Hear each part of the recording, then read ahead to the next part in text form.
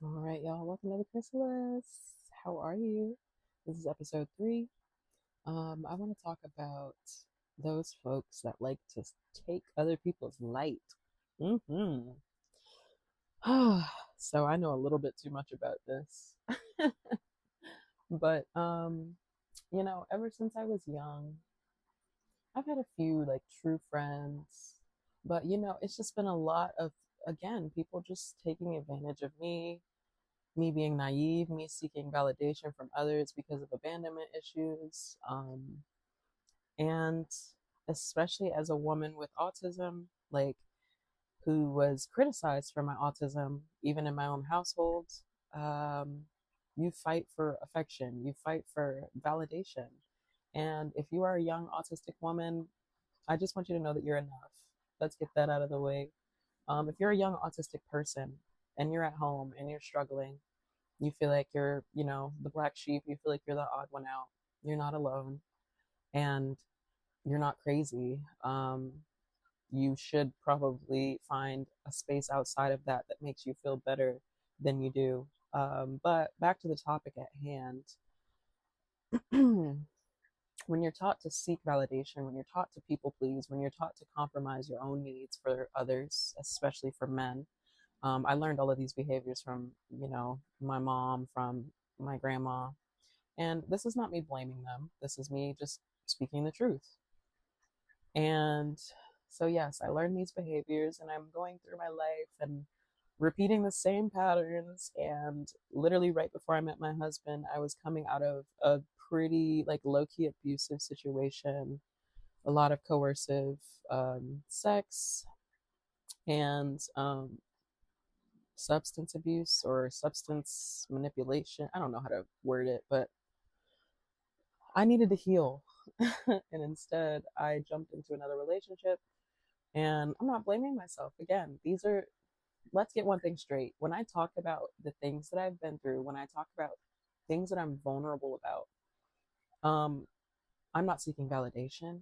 I'm not seeking advice. I am sharing to educate those who are going through something similar, but maybe too ashamed to talk about it. I don't have any shame. There's nothing to be ashamed about. I'm a human being.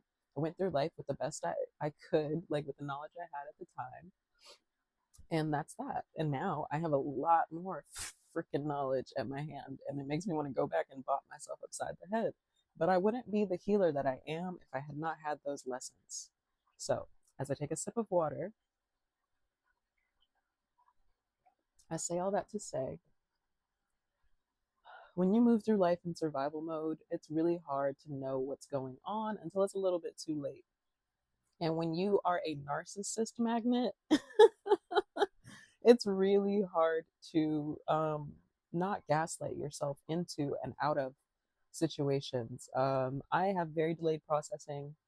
And so, of course, I, meeting this man before my brain was fully developed, which also, if you are autistic, your brain typically does not develop until 28, 29, not 25. And I would like to confirm that. I felt like a nice little snap at age 25, but I felt another one at 28. And that's literally when I started to look at my marriage like, wait a minute, this isn't right. And then I was really feeling like, you know, I was beating myself up because I had just married this man and I didn't have to do that. But again, take your time. Don't rush things. Listen to your gut. If it feels like friction, leave the shit alone and go back into, I won't say go back into your safe place because I don't want you to isolate. You do need community, but find solace in self. You do not need someone attached to you to feel whole, okay? But when you're a light being who tends to attract people that like to steal your shine, let's talk about, again, I'm kind of pulling from my past episodes because this is a cohesive discussion. All of these episodes kind of compile one big inner thought, if you will.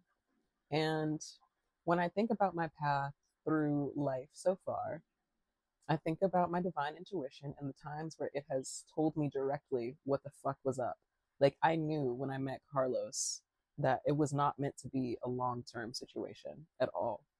At all. And there were so many opportunities for me to step away from it. But because of, again, my own unacknowledged shadow, I thought that it was my choice. I thought that it was my choice, my fully informed choice, you know? Give yourself space, give yourself grace, process, especially away from others. Even if you love someone, take time away from them, like just so you can think straight. It really is important, okay? Um,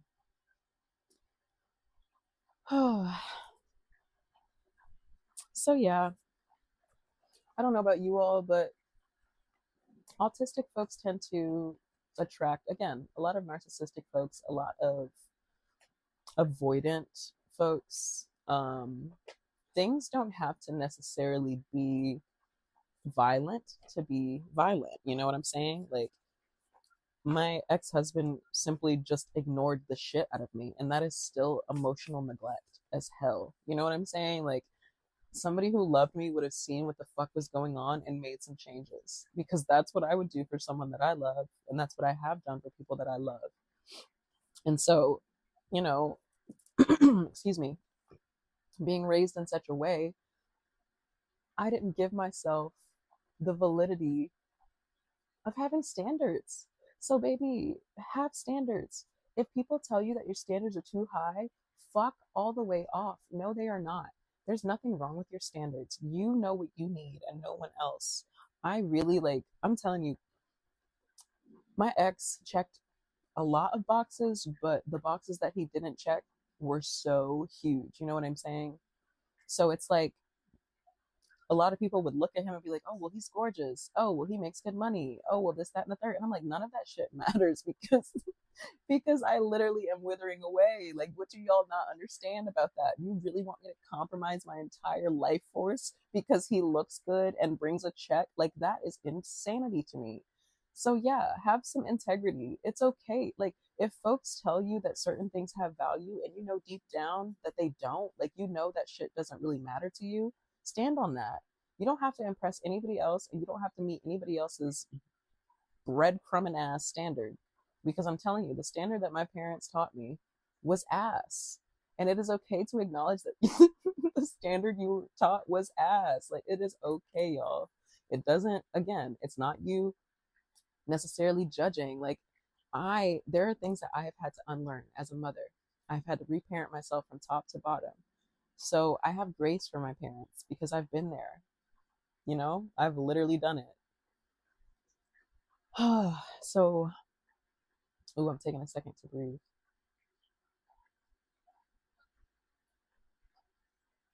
Thank you, Spirit. My guides are talking to me right now.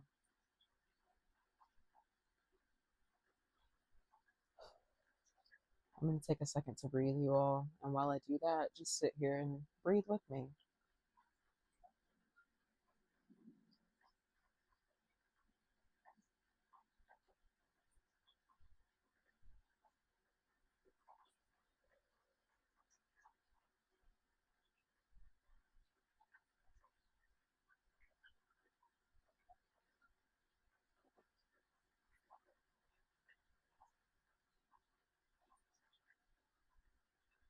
Okay. All right.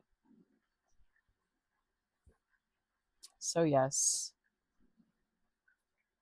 my late diagnosis was a huge, like, so I wouldn't give myself grace because I was so hard on myself growing up because my mom was so hard on me. Again, being a black person in general, you are held to a higher standard, but especially going to predominantly white schools in Northwest Washington D.C., you know, you're being held to a high standard.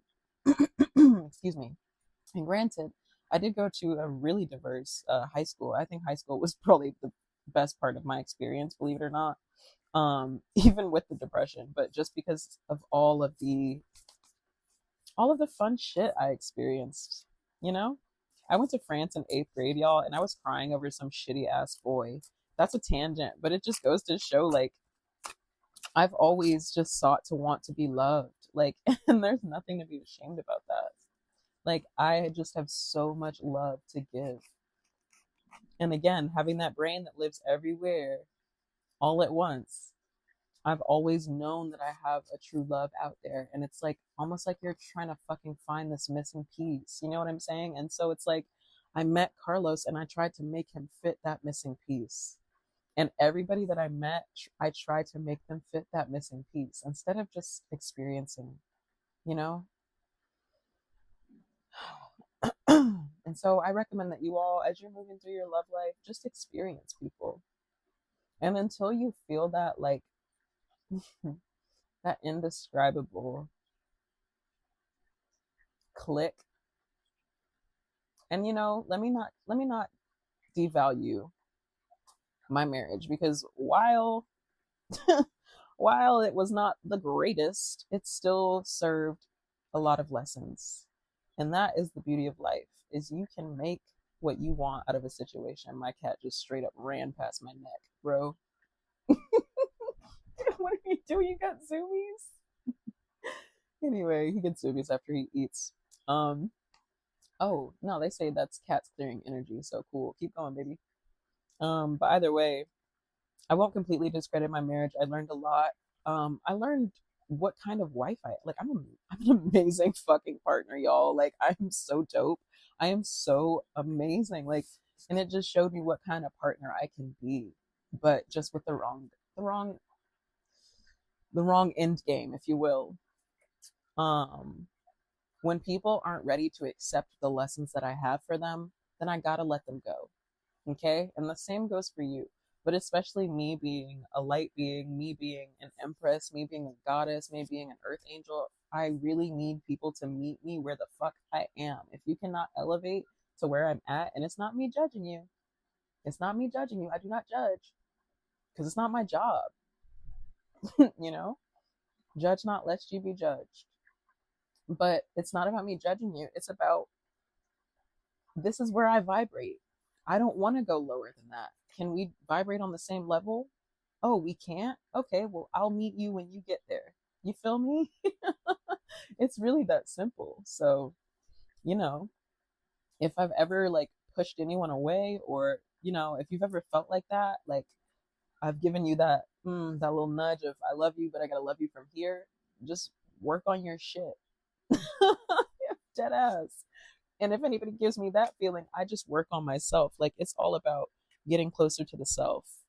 I know that I'm here for important things, and I know that I cannot afford spiritual and emotional distractions, because every single time I have them, I damn near leave this earth because the weight is so much to bear. You know what I'm saying? So I feel most myself when I am fully myself. And I know that might not make sense.